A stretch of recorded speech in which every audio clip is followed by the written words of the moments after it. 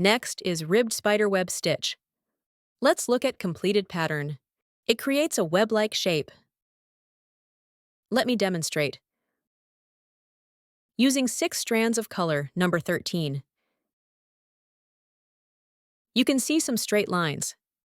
These are foundation lines. Let's stitch these lines first. Come up here. Take down its center point. Stitch each foundation line.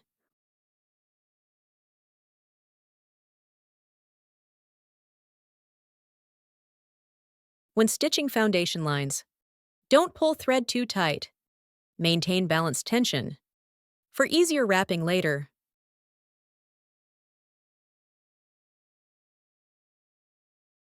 After all foundation lines, come up between any 2 lines. Then bring thread back. Wrap over foundation line.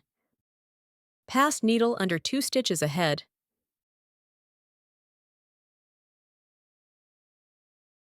Creating 1 wrap. Let's demonstrate again. Bring thread under foundation line.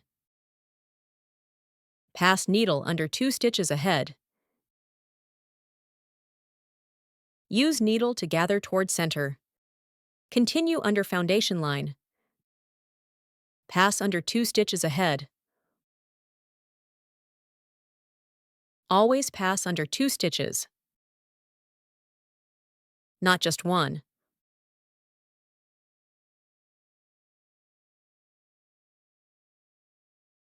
Following these steps, continue wrapping in sequence. Gather to center after each wrap. First round complete. Start second round. Again, pass under foundation line stitch. Following this method, continue wrapping in sequence. Don't wrap too tight. Too tight causes bunching, affects appearance. Not too loose either. Maintain balanced tension.